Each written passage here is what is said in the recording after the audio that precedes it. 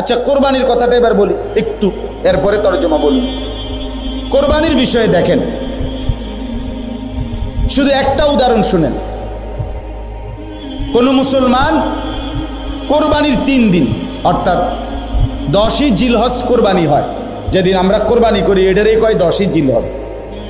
তো কোরবানির দিন এবং তার পরের 2 দিন 10, 11, 12 জিলহজ মাসের এই 3 দিন, মানে কোরবানির দিন আমরা যেটারে বলি তার পরের 2 দিন সহ এই 3 দিনের ভিতরে যদি কারো কাছে 52.5 বড়ি রূপার সমপরিমাণ টাকা মূল্য থাকে তাহলে তার উপরে কোরবানি ওয়াজিব।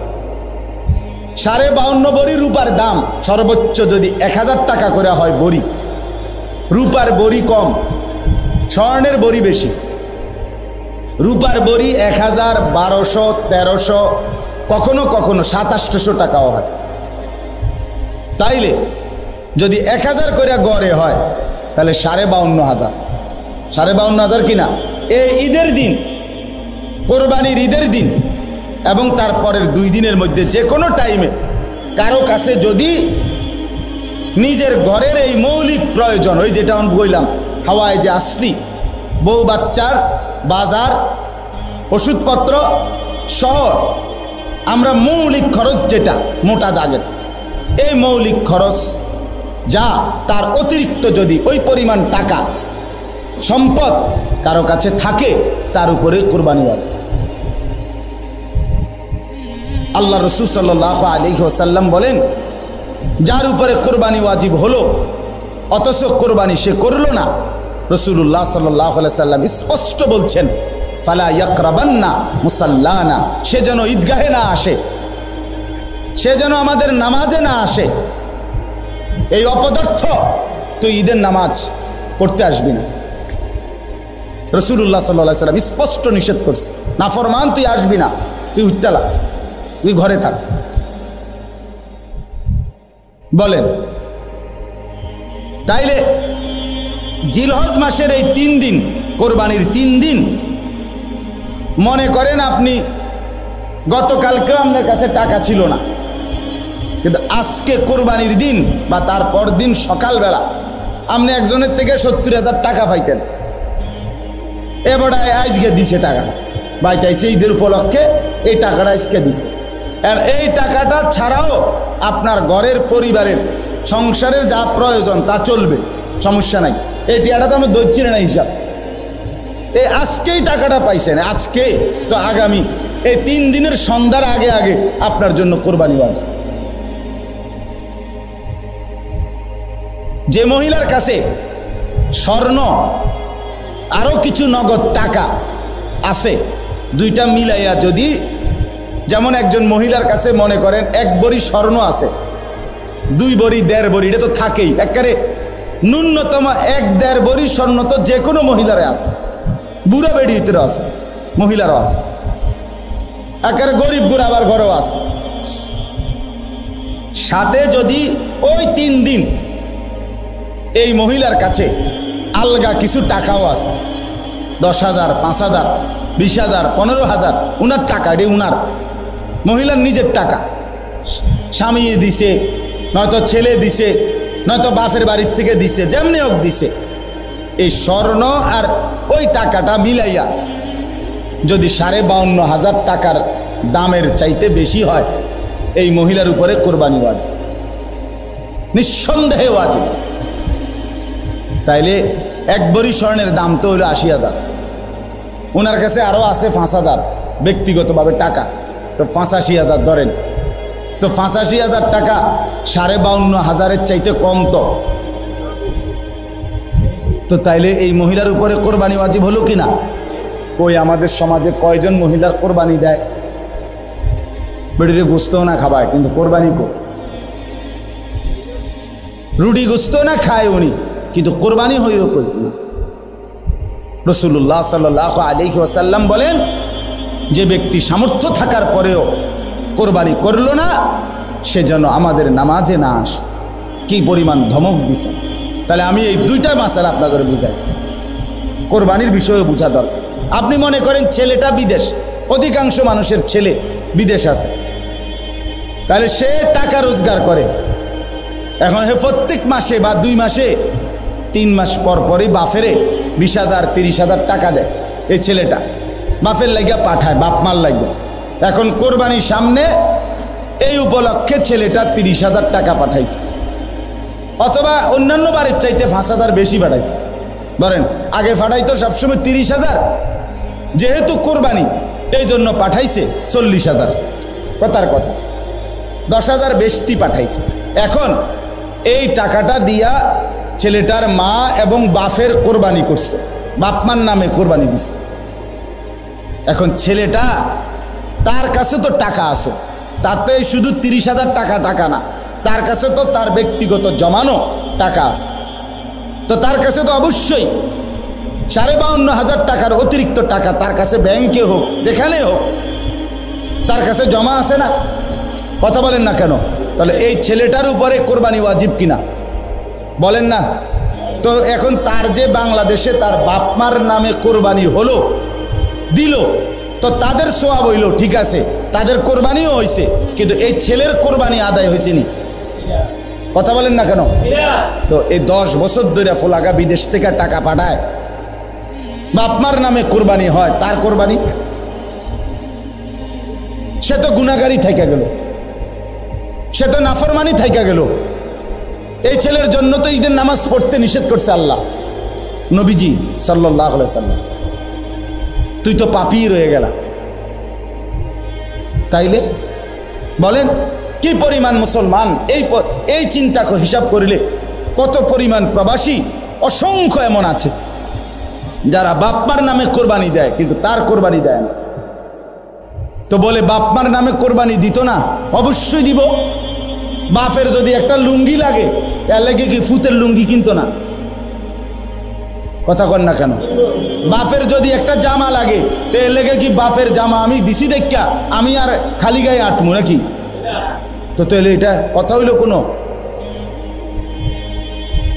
বাপের নামে কোরবানি দিলাম দেখা, মার নামে কোরবানি দিলাম দেখা আমি কোরবানি দেব না, এটা কোন কথা? ছেলেটার দোকান অথবা ছেলেটা ঢাকা কাজ করে, চাকরি করে, যেটাই করুক, তে বাইতাইয়া তার কাছে কিন্তু টাকা আছে 60,000-এর বেশি, কিন্তু বাইতাইয়া মাতে না, তার বাপের হাতে টাকা 10,000 দিয়া দেন, আপনি কোরবানি দেন, বুঝতো না খাওন আপনার নামে দেন, আপনি মুরব্বী মানুষ, আপনি মরিয়া গেলে আর পাইবেন কই কোরবানি? অথচ সে কিন্তু কি সামর্থ্যবান, কথা বোঝেন নাই আমার? তার কাছে টাকা আছে না, এই 10,000 টাকা ছাড়া তার দ্বারা আর টাকা নাই। তাহলে এই ছেলের উপরে তো কোরবানি ওয়াজিব, অথচ সে তার বাবার নামে কোরবানি দিল, বাবার সাথে শরিক দিয়া টাকা জমা দিয়া 10,000 টাকা বাবারে বুঝাই দিয়া শেষ। সে মনে মনে ভাবতেছে আমি তো কোরবানি দিছি, এই যে আব্বারে দিছি 10,000, তুই বেটা আব্বারে না 10,000 দিস, কোরবানি দিস কই? কোরবানি উপলক্ষে না 10,000 টাকা বাপেরে দিছ, তো তুমি তো সারা বছরই টাকা দাও, তো এখনো দিছ, এটা অসুবিধা কি? বাপমার খেদমত তুমি করবে না? বাপমারে তুমি দিবা না? বলেন কি পরিমাণ ছেলে যাদের কাছে টাকা আছে অথচ তারা কোরবানি দেয় না। বাইতাইয়ে নতুন জামা পিন্দা ঈদগাহে মুসল্লা লইয়া নামাজ পড়তে যায়, কিত্তে যাও বেউকুফ, তুই হুতাতে না থাকবি, তুই গোস্ত আনলে গোস্ত খাইবি। আরে বেটা তোরে বেটা ঈদগাহ যাইতে কইছে কে বেটা? এত সকাল ঘুমে তুরছু কিত্তা তুমি? গোস্ত রান্ধা হইলে না উঠবা, তোমার তো উড়াইবই তোমার আম্মা। এই জন্য এটা শরীয়তের বিধান। অনেক ছেলে আছে বালেগের উপরেই কোরবানি ওয়াজিব। অনেক ছেলে আছে ঢাকা, চিটাগাং শহরে, বন্দরে চাকরি করে, ব্যবসা করে, তাদের কাছে টাকা আছে, হেতে অনুমনে করে আমি পোলায় ন।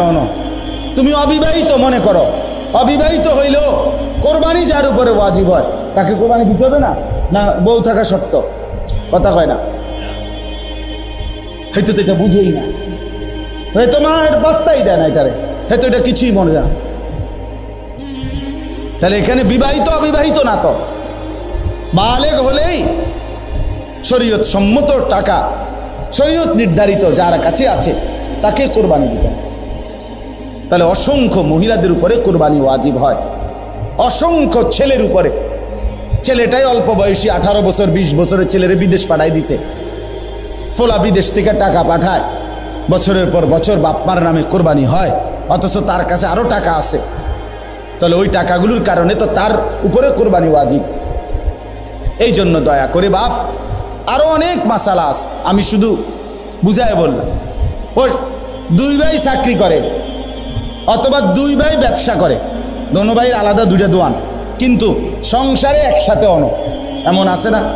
মানে ভিন্ন হয়েছে না আর কি, দোনো ভাই বাপ মাও আছে করে, তো বাপ মার লগে একসাথে খায়।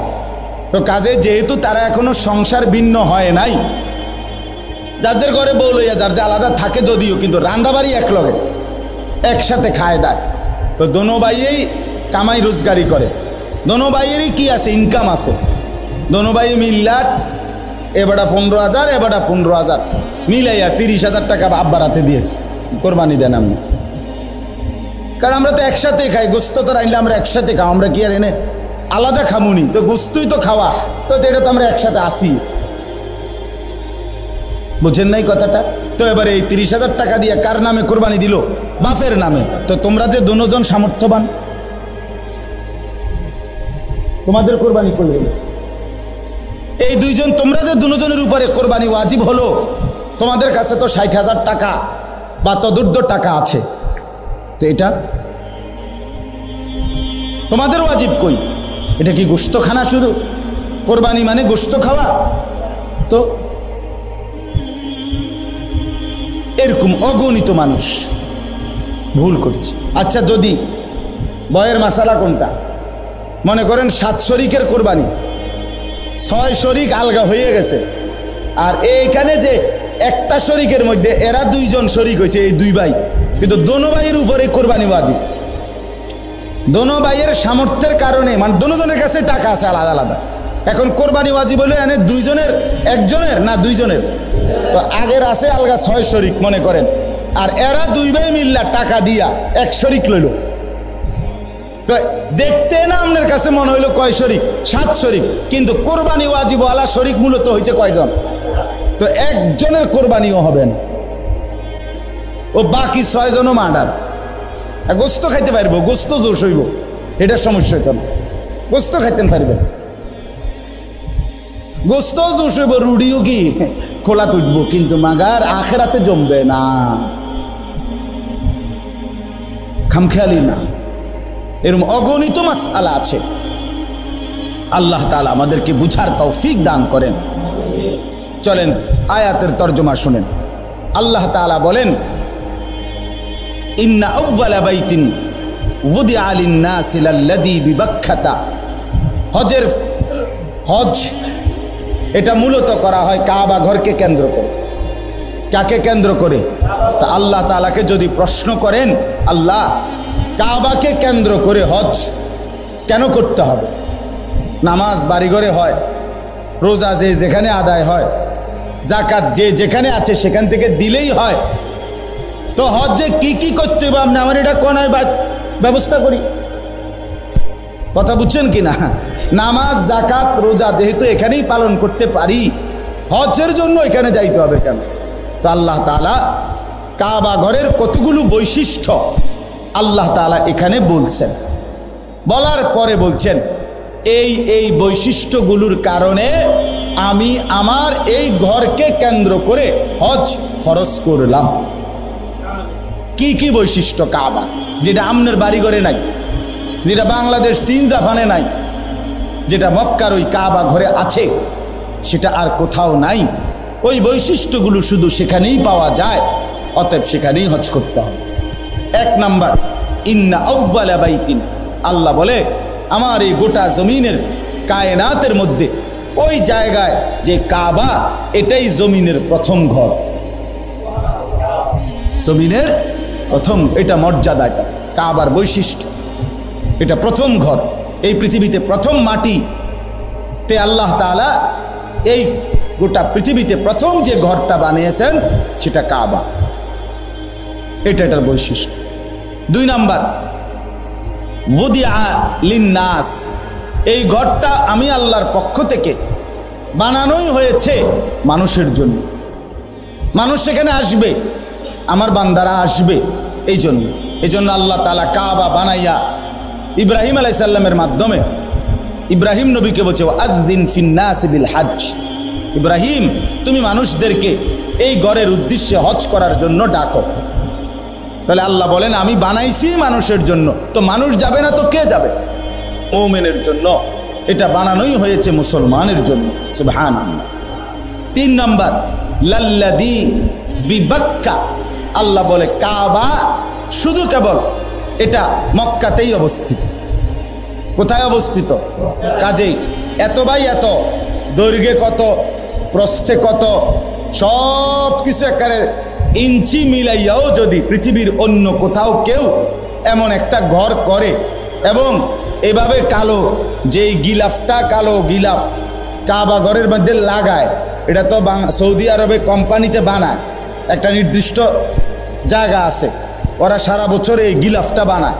তো এই গিলাফ এখানে একটা বানাইলে এটা এরকম 1000টা গিলাফ বানানো কি অসম্ভব? তো এটা জায়গায় জায়গায় এরকম একটা ঘর বানাইয়া গিলাফটা লাগাইয়া দিলেই তো হয়। আল্লাহ বলে না, হয় না। লাল্লাযী বিবাক্কা, এটা মক্কাতেই হতে হবে, এখানেই যেটা এটাই। এই জন্য ওই যে আব্রাহা বাদশাহ ইয়ামানে বানাইয়া কাবার মর্যাদা দিতে চাইছিল, মক্কার এক লোক গিয়া ওইখানে পেশাব পায়খানা করে দিয়েছে, যা তোর এরা বেঁধে দিলাম। এই কারণেই আব্রাহা বাদশাহ হাতি নিয়ে আসছিল কাবা ধ্বংস করছে। কথা বুঝছেন তো? এটা মক্কাতেই অবস্থিত। 4 নাম্বার মুবারাকান, আল্লাহ বলেন কাবা এই যে মক্কার, এটা বরকতের খাজানা, বরকতের খনি, বরকতের খনি। এটাতে আল্লাহর ঘর কাবাতে আসছে, আর বরকতে বরকতে আল্লাহ তাআলা তার জিন্দেগি ভরে দিয়েছে। 5 নাম্বার ওয়া হুদাল লিল আলামিন, এটা সারা বিশ্ববাসীর জন্য হেদায়েতের কেন্দ্র। সুবহানাল্লাহ। এখানে যে আসবে আল্লাহর জন্য, আল্লাহর রাজি খুশির জন্য, সে নিশ্চিত হেদায়েত পেয়ে যাবে, তার জিন্দেগি বদলাবে, তার পরিবর্তন হবে। এটা বৈশিষ্ট্য। 6 নাম্বার ফিহি আয়াতুম বাইয়িনাত, আল্লাহ বলে এই কাবার চারিদিকে অগণিত আল্লাহর কুদরতের নিদর্শন আছে। কাবার ঘর দেখলে আল্লাহর কুদরত, কাবার দরজা দেখলে আল্লাহর কুদরত, হাজরে আসওয়াদ পাথর দেখলে আল্লাহর কুদরত, হাতিমে কাবা দেখলে আল্লাহর কুদরত, মুলতাজিমার সামনে দাঁড়াইলে মুলতাজামের আল্লাহর কুদরত। এরপরে কাবা ঘরের ছাদের পানি যেই পড়ে মিজাবে রহমত, এটার দিকে তাকাইলে আল্লাহর কুদরত। হাজি সাহেবদের চেহারা, হাজি সাহেবদের এই ঘোরাফেরার দিকে তাকাইলে আল্লাহর কুদরত। তাওয়াফ দেখলে আল্লাহর কুদরত, সাফা মারওয়ায় আল্লাহর কুদরত। এখানে কদম কদম আল্লাহর কুদরতের নিদর্শনই নিদর্শন। আল্লাহকে যদি বলেন আল্লাহ আরো 2-1টা আমনে কন না, তা আল্লাহ বলে মাকামু ইব্রাহিম, এখানে একটা বড় সড়ো আমার কুদরত আছে, আসলেই দেখবা বান্দা। সেটা হচ্ছে ইব্রাহিম আলাইহিস সালামের স্মৃতি চিহ্নওয়ালা পাথর। ইব্রাহিম আলাইহিস সালাম আল্লাহর হুকুমে কাবা ঘর এই দেওয়াল যে সময় পাথর গাঁথতেছিলেন, দেওয়াল উঠাইতেছিলেন, তখন আল্লাহ তাআলা জিব্রাইলের মাধ্যমে একটা পাথর পাঠাইছেন। এই পাথরটা ইব্রাহিম আলাইহিস সালামের পায়ের নিচে দিছে। ইব্রাহিম আলাইহিস সালাম এই পাথরের উপরে দাঁড়িয়ে কাবা ঘর নির্মাণ করছেন। আল্লাহ তাআলা স্বয়ংক্রিয়ভাবে ওই পাথরটাকেই লিফট বানায় দিয়েছেন।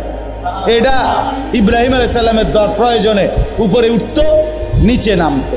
তো এই পাথরটা আল্লাহকে বলছে, আল্লাহ আপনার বন্ধু আমার উপরে পাও দিয়া রাখছে, আমি পাথর যদিও শক্ত, কিন্তু আমার একটু মন চাইতেছে আপনি যদি আমার সুযোগ দেন, আমি একটু নরম হইয়া আপনার বন্ধুর পায়ের চিহ্নটা আমার মধ্যে নিয়ে নেই। আল্লাহ তা বলছে ঠিক আছে। তো পাথর নরম হইছে, ইব্রাহিম আলাইহিস সালামের 2 পাও পাথরের মধ্যে দাইবা গেছে, একবারে খাপে খাপ পায়ের চিহ্ন লাগিয়া গেছে। এখন আজ 6000 বছর পরেও ইব্রাহিম আলাইহিস সালামের সেই পায়ের চিহ্ন বিশিষ্ট পাথর ওইখানে অবিকল একই রকম আছে। ফিহি আয়াতুম বাইয়িনাত, মাকামু ইব্রাহিম। এটা বৈশিষ্ট্য, আপনি গেলে দেখবেন। চলেন যাই, বলেন ইনশাআল্লাহ। যে দিল আল্লাহর ঘর দেখতে চায় না সেটা কোনো দিলে না, তুই বেটা কোনো মুসলমান মহব্বতওয়ালা হলি না।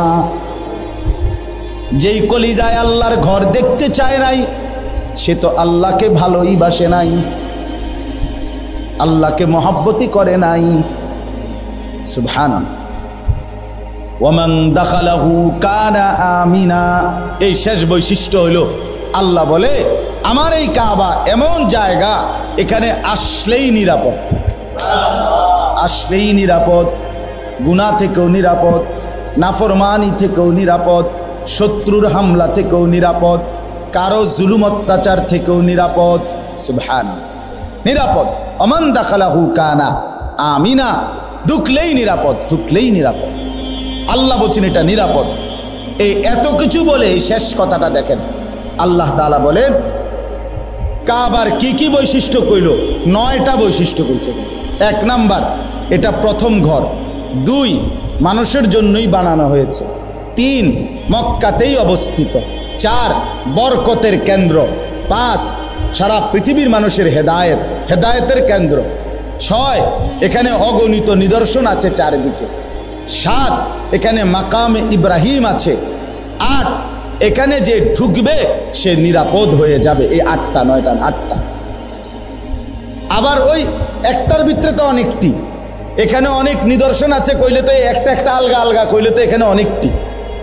সর্বশেষ আল্লাহ বলেন এই এতগুলো বৈশিষ্ট্যের কারণে ওয়ালিল্লাহি আলান নাসি হিজ্জুল বাইতি, আমি আল্লাহ আমার সন্তুষ্টির জন্য আমার বান্দাদের উপরে মানিস্তাতা ইলাইহি সাবিলা, শরীয়ত কর্তৃক নির্ধারিত সামর্থ্য যাদের আছে তাদের জন্য এই ঘরের হজ ফরজ করে দিলাম।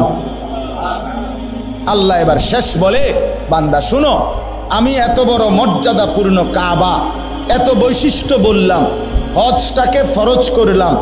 সামর্থ্য আমি দিলে তাইলে যাইতে কইছি, আমি যদি সামর্থ্য না দেই তাইলে যাওয়ার দরকার নাই।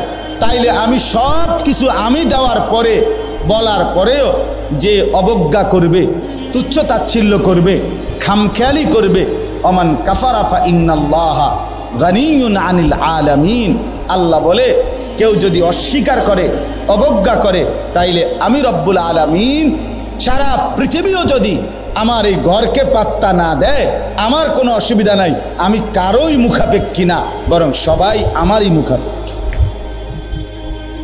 16 কোটি মুসলমানও যদি হজ না করে আল্লাহর কিছুই যাবে না, আসবে না, ক্ষতিগ্রস্ত হবে আমরা। কথা বলেন না কেন? বাংলাদেশ থেকে যদি কেউ হজে না যায় তো কাবা ঘরের এক সাইড কাইতেই যাবো নাকি? তা আল্লাহর ঘরের মর্যাদা কমে যাবে না? আল্লাহর মর্যাদা কমে যাবে। কিন্তু আমি না গেলে, আপনি না গেলে, হজ ফরজ হওয়ার পরেও তা আপনার আমার মরণ যদি ইহুদির মরণ হয়, খ্রিস্টানের মরণ হয়, তো কি হবে কবরে, কি হবে হাসরে, কি হবে আখেরাতে, কি হবে পরকালে? এজন্য দয়া করে কথা এখানেই শেষ। মেহেরবানি করে চলেন, কিছু মাসালাও বললাম অল্প করে, আবার ফজিলতও বললাম হজ্জের, কোরবানির। হজ এবং কোরবানি, যাকাত এগুলো আদায়ের প্রতি আরও যত্নবান হবেন। আল্লাহ তাআলা আমাদেরকে তৌফিক দান করেন। কোরআনুল কারীমের 4 নম্বর পারা 3 নম্বর সূরা, সূরাটার নাম সূরায়ে আলে ইমরান। এই সূরার 2টি আয়াত 96-97 আপনাদের সামনে আমি তেলাওয়াত করেছি। যেহেতু এখন হজ এবং কোরবানি এটারই মৌসুম, হজের মাস, এবং সামনে আমাদের জন্য কোরবানিও, তো বিশেষ করে হজ্জের মৌসুমে ওলামায়ে কেরাম, মসজিদের খতিব সাহেবগণ, মাহফিলের বক্তা ওয়াইজগণ এই মৌসুমে যখনই বয়ান করে স্বাভাবিকভাবে হজ্জের উপরে, কোরবানির উপরে আল্লাহর বান্দাদেরকে বয়ান করে, কথা বলে। কারণ শীত সিজনে যখন আমাদের অঞ্চলে ব্যাপক মাহফিল হয়, বড় বড় সম্মেলন হয়, মাহফিল হয়, স্বাভাবিকভাবে আমাদের দেশে তো শীত মৌসুমের ওই 5 মাস 4-5 মাস প্রতিদিন বড় বড় বিশাল বিশাল সম্মেলন হয়। আলহামদুলিল্লাহ, অনেক বক্তারা বয়ান করে, ইন্তেজামও বড় হয়, 2, 4, 5, 10 লাখ টাকা খরচ করে বড়সড় আয়োজন হয়। কিন্তু ওই সময় যেহেতু হজ্জের মৌসুম থাকে না, স্বাভাবিকভাবে কোরবানি হজ এই নিয়ে আলোচনা তেমন একটা হয় না। এই সময়টাই জন্য ওলামায়ে কেরাম রমজানের পর থেকে কোরবানির আগ পর্যন্ত বেশি হজের বয়ানের উপরে আল্লাহর বান্দাদেরকে উৎসাহিত করে, যাতে করে মুসলমানের ভিতরে প্রেরণা জাগে, উৎসাহ জাগে আল্লাহর ঘর জিয়ারতের, আল্লাহর ইবাদত পালনে। মনে রাখতে হবে একটা বিষয়, মানুষ মাত্রই স্বাভাবিকভাবে অর্থ টাকা জমিয়ে রাখা, টাকা খরচ নিজের একান্ত প্রয়োজন ছাড়া অন্য কাজে খরচ করতে চাওয়া, এটা মানসিকতাটা কম। মানুষ স্বভাবজতভাবেই মানুষের মধ্যে কিছুটা কৃপণতা, কারো কম কারো বেশি, কিন্তু এটা মানুষের মধ্যে থাকে। এই জন্য কোরআনুল কারীমের মধ্যে ইনফাক ফি সাবিলিল্লাহ, আল্লাহর রাস্তায় আল্লাহর দেওয়া সম্পদ থেকে খরচ ব্যয়, এটার প্রতি প্রচণ্ডভাবে গুরুত্ব আরোপ করা হয়েছে। কারণ মানুষ স্বাভাবিকভাবে আল্লাহর পথে খরচ করতে চায় না। যেমন যাকাত, অধিকাংশ মুসলমান এটা আর্থিক টাকা পয়সার সাথে সম্পৃক্ত, এটা আদায় করতে চায় না। কোরবানি এটা যেহেতু আর্থিক সম্পদ, টাকা ব্যয় করতে হয়, এটা সর্বস্তরের মুসলমান ঠিক যতজনের উপরে পুরুষ নারী ফরজ হয়, ওয়াজিব হয়, সবাই আদায় করতে চায় না। দেয়, কোরবানি দেয়, ওই ঘরে মন চাইলে দিল আর কি। বাড়িতে আমরা ঘরে একটা কোরবানি, আচ্ছা ওইসে আমরা একজনের দিছে আর কি, তা কোরবানি না করতে দাও, এই মানে এটা দেও না। তো এটা তো আসলে এটা একটা তামসার বিষয় না, এটা তো শরীয়তের বিধান, এটা তো ওয়াজিব। ঠিক এই 5 জনের উপরে ওয়াজিব হইলে 5 জনেই দিতে হইবে। আমনে হেনে টাকা নাই, এই নাই, অহন এই আছি, সেই হইছে, ফোলাগা মাত্র 15 দিন আগে বিদেশ পাঠাইছি, দোতলার ছাদ ডালাই দিছি, এ সমস্ত বাজে কথা বলার কোনো সুযোগ নাই। শরীয়তের বিধান তো বিধান। তাহলে যত মুসলমানের উপরে কোরবানি ওয়াজিব হয়, পুরুষ কিংবা নারী, ব্যাপকভাবে তারা দেয় না, অথচ দিতে হবে, এটা তো ওয়াজিব। যাকাত এটা তো ফরজ, ফরজ ওয়াজিব। হজ যত মুসলমান হজে যায় প্রতি বছর মানুষ, একেবারে প্রত্যেক বছরই ধরে নিলাম যায় তো 50,000, যায় তো 1 লাখ, কিন্তু হজ 16 কোটি মুসলমানের মধ্যে, আপনার 14 কোটি 15 কোটি মুসলমানের মধ্যে প্রতি বছর শুধু এই 50,000 1 লক্ষ লোকের উপরে হজ ফরজ হয়। কথা বুঝছেন না? কি পরিমাণ মুসলমানের উপরে ফরজ হয়, অনেক অনেক অনেক অনেক, আমাদের কল্পনারও বাহিরে। তাহলে এই বিপুল পরিমাণ মুসলমানের উপরে হজ ফরজ হয়, ফরজ এটা, কিন্তু এটা আদায় করার প্রতি আন্তরিকতা আগ্রহ বোধ করে না, কারণ ওই যে টাকা খরচের বিষয়, এটা সে এই জন্য পাত্তা দেয় না। আমার আগে মাগরিবের আগে মাওলানা বয়ান করছে খুব সুন্দর অনেকক্ষণ, ওইখানে মাওলানা সাহেব আপনারা অনেকে ছিলেনও না, অনেক সুন্দর কথা বলছে ওই সময়। এই হজ্জের উপরে অনেকগুলো হাদিস শুনাইছে। রাসূলুল্লাহ সাল্লাল্লাহু আলাইহি ওয়াসাল্লাম বলেন, যে ব্যক্তি সামর্থ্য ছিল অথচ হজ না করে মৃত্যুবরণ করলো, আমি শুধু তর্জমাটা বুঝাচ্ছি, তা আল্লাহ নবী সাল্লাল্লাহু আলাইহি ওয়াসাল্লাম স্পষ্ট বলছে, সে যেন ইহুদি হয়ে মরল অথবা খ্রিস্টান হয়ে মরল। এই দুইটা শব্দ বলছে, ফালিয়ামুত ইনশা ইয়াহুদিয়ান ওয়া ইনশা নাসরানিয়ান। সে যেন মরল কি হয়ে, হয় ইহুদি নয়তো কি, তার মানে মুসলমান হয়ে মরল না, কাফের হইয়া মরল, বেঈমান হইয়া মরল। আপনি ভয় চিন্তা করেন তো কি পরিমাণ ভয়ানক বিষয়টা, কতটা ভয়ানক বলে। আহা, আমি সারা জীবন আমার সংসারটার লেগে কষ্ট করলাম, আমি 4টা ফোলা 5টা মাইয়া বিয়ে দিলাম, আমি এতগুলো ঘর বাড়ি বাজার ব্যবসা কত ঘাম ঝরলো আমার, কিন্তু আমি খামখেয়ালি করে হজ করলাম না। এই বউ বাচ্চাগুলারে খাওয়াইতে গিয়া বাড়ি ঘর বিল্ডিং কেহই নিজের টাকাটা সবটা নিজে বন খায়, বলে না আমি দিয়ে সব দিয়া বন কিনালাম বিজে বিজে খামো, এরমনি মানুষ তার উপার্জনের সব টাকা নিজের পেটে রুকানে লেগে ইনকাম করে। কথা বলেন না কেন? স্ত্রী সন্তানের জন্য মানুষ সবটুকু কোরবানি করে। কত মানুষ, কত অভিভাবক পরিবারের প্রধান বাচ্চা কাচ্চার মুখের দিকে তাকাইয়া নিজের সুখ আহ্লাদ সব কোরবানি করে দেয়। নিজে একটা গেঞ্জি, সন্তানের 10টা গেঞ্জি, নিজের একটা লুঙ্গি, সন্তানের 10টা লুঙ্গি, নিজে খায় কোনো রকম, সন্তান আরামসে থাকে। কেন? আমার বাচ্চা, আমার সংসার, আমার ছেলে মেয়ে। আমি এবছর রমজানে উমরায় ছিলাম যখন মক্কা শরীফ, তো ওইখানে আমি মক্কায় বাংলাদেশি যে প্রবাসী ছেলেরা থাকে, আমাদের প্রবাসী, ওদের সাথে আলহামদুলিল্লাহ আমার অনেক সম্পর্ক, অনেক প্রবাসী আমগরে মহব্বত করে, ওইখানে গেলেও দৌড়ায় আসে, দেখা করে। তো আমি এইবারও মক্কা শরীফ কাছাকাছি হালাকা আছে, ওইখানে আমি গেছি। ওনাদের এরকম হোটেলে তারা যেখানে থাকে প্রবাসীরা, ওদের এরকম রুমের মধ্যে বয়ান করছিলাম রাতে, এই সময় রাতের প্রায় 1:30-2টা বাজে এই সময়। তো প্রায় 26-27 জন বা 30 জন হবে এরকম ছেলে পেলে আসছে। তো এরপরে আপনার ওখানে অনেকক্ষণ প্রবাসীদেরকে বয়ানের পরে একটা ছেলে, ব্রাহ্মণবাড়িয়ার বাড়ি, আমারে পরে জড়ায় ধরা বলতেছে যে আমি আজকে 8 বছর বিদেশ, এই 8 বছরে কোনোদিন আমি একজন ভালো ডাক্তার আমার কোনো রোগ শোকের জন্য দেখাই নাই। হুজুর কসম দেখাই নাই। কেন? কয় এখানে ডাক্তার দেখাইলে যেই ওষুধপত্র চিকিৎসা যা দেয়, এগুলো যদি আমি সবটা খরচ করতে যাই আমার 15-20 হাজার টাকা চলে যাবে, তো আমি বাড়িতে পাঠাবো কেমন? আমার বউ বাচ্চার জন্য টাকা পাঠাবো কিভাবে?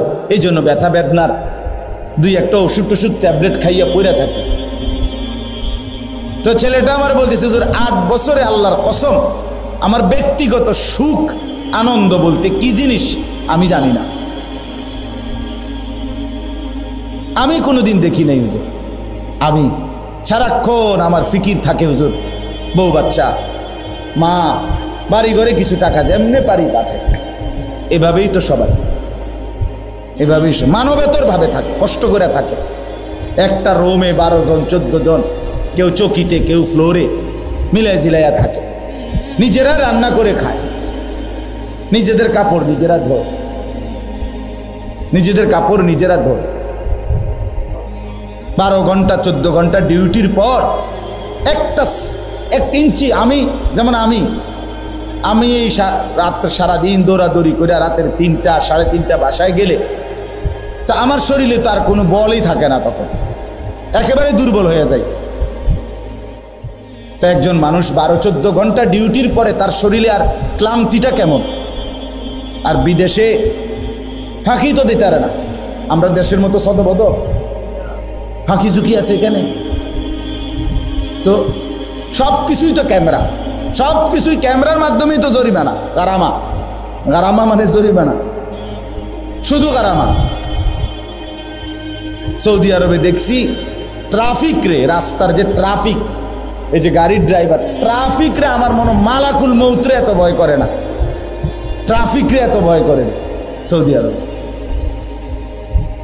এতটা কঠোর ট্রাফিকের আইন। তাইলে আমার বলার উদ্দেশ্য হলো এত কষ্ট করে একটা মানুষ জীবনের সবটুকু পরিবার, স্ত্রী, সন্তান সবার জন্য দিয়ে দিল, বিনিময়ে যদি কবরে গিয়া শুনে তার মরণ ইহুদির মরণ হইল, খ্রিস্টানের মরণ হইল, বেঈমানের মরণ হইল, আহা আফসোসটা কেমন হবে? কথা বলেন না? হায় হায় রে, 3টা ফুট বিদেশ পাঠাইলাম, 3 × 36 লাখ টাকা ব্যবস্থা করতে আসছি, হজের বুঝি 5 লাখ টাকা ব্যবস্থা করতে পারলাম না। হইলে কথা বুঝছেন না? তখন আফসোস করবে কিনা? তখন তো এটা বলবে, আহারে কি করলাম রে, হায় হায়, এরম জানলে তো এত বড় ভুল আর করতাম না আমি, বোকামিটা কি বোকামিটা করলাম রে। টাকা 5-6 লাখ তো কষ্ট করে ব্যবস্থা হয়েই গেল, হইলে যাইতেই তো পারতাম, জমি এক কোনা দিয়ে কুদ্দুর বেচ চালাইলেই তো হইতো, 2 শতক জায়গা বেচতে তো সারত, কিন্তু গেল না। কোনো মুসলমানের কাছে আপনার মনে করেন এই রাস্তার পাশে বাড়ির ভিটা ছাড়া রাস্তা বা খেতে, যে কোনো খেতে ফসলের জমি আর কি, একজনের আছে 10 শতক, এখান থেকে 3 শতক যদি বিক্রি করে তো মনে করেন 3 লাখ টাকা করে যদি শতক, তো 3 × 9 লাখ।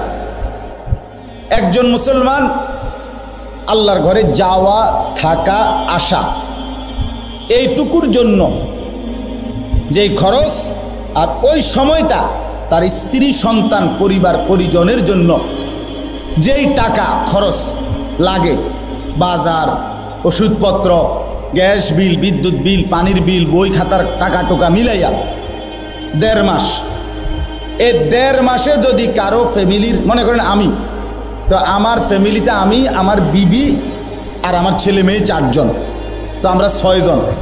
6 জন মানুষ যদি 2 মাস বাজার সাজার এই সব কিছু লাগে, যা ওষুধপত্র মিলাইয়া জরুরি যা মৌলিক যা লাগে, কত? 2 লাখ, 2 লাখ টাকা লাগবে। আচ্ছা, রাজার হালেও যদি খায় তত 2 লাখ টাকা লাগবে না। আচ্ছা, ধরে নিলাম 2 লাখ এদের খরচার জন্য। আর ওই হজের সর্বোচ্চ টাকা 7 লাখ, এই আসা যাওয়া, এখন বাইরে গেছে, আগে না কম ছিল, আরো 2 বছর আগে।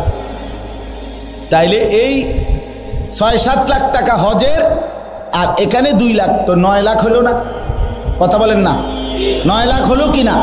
তাহলে এখন এই লোক, যেই লোকের এই 2 শতক, 3 শতক, 4 শতক জমি বিক্রি করে বউ বাচ্চার খরচ এবং হজের খরচ মিলাইতে পারবে, তারপরেও অতিরিক্ত আরো জমি তো আছে এনে না, 10 শতক জায়গা আপনি বেচলেন 3 শতকে না, তা আরো 7 শতক, আরো 6 শতক, আরো 5 শতক জায়গা আছে কিনা বলেন? তো এইটা ছাড়া আপনার আর জমি নাই, আর ইনকাম নাই, আপনি কি সারা বছর চিড়ে চাবান? তো আরো ইনকাম আছে, তার বাজারে দোকান আছে, তার ব্যবসা আছে, তার কৃষি ক্ষেত খাবারে যে ধানগুলো হয়েছে এবার, এই সবটি ধান কোনো ওনার নিজের ঘরে রান্নার জন্য না, বরং কিছু বেচবো সময়ে সময়ে, আছে না? এমন কি আছে? এই সবগুলো মিলাইয়া তো আরো টাকা আছে, কিন্তু শুধু কিচ্ছু নাই, শুধু এই 10 শতক বসত 2টা জায়গার অতিরিক্ত এই 10 শতক জায়গা দিয়ে এক অংশ বিক্রি করলেই পরিবারের খরচ, হজের খরচ মিলানো যেত। এখানেই আরো জমি আছে, আলগাড়ি বাদে দিলাম, টাকা টুকা সব বাদ। তাই শুধু এটুকু থাকার কারণেই আল্লাহর কসম ওই মুসলমানের উপরে হজ ফরজ।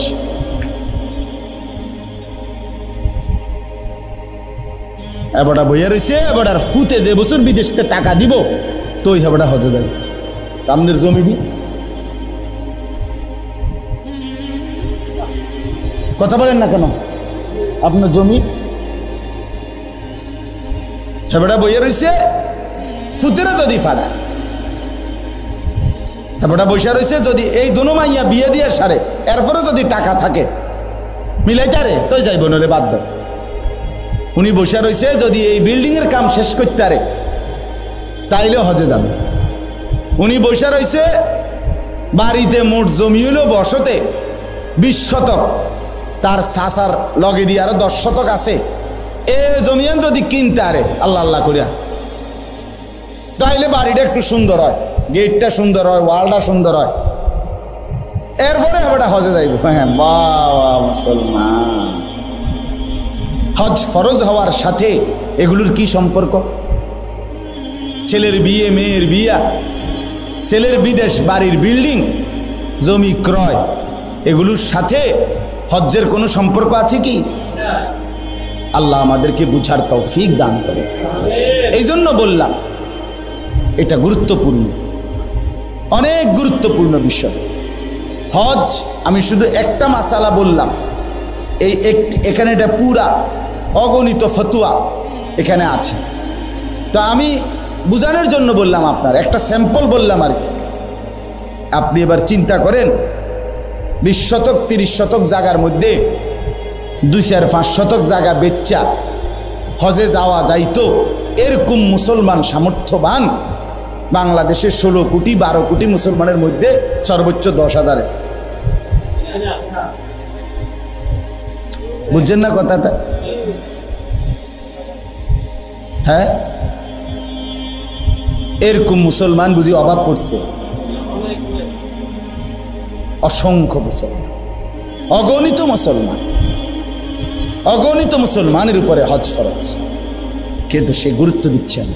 বললাম এটা খামখেয়ালি। মনে যদি একান্তই দুনিয়ার সব শেষ করে যদি একান্তই মন চায় তাইলে যায়, এটা একটা বাচ্চা, তা ঠিক আছে। আর জন কোনো কামে নাই তো ঠিক আছে, যা টাইনা টুইনা কোনো রকম টাকা মিলাইয়া আল্লাহর ঘর দেখাই যা।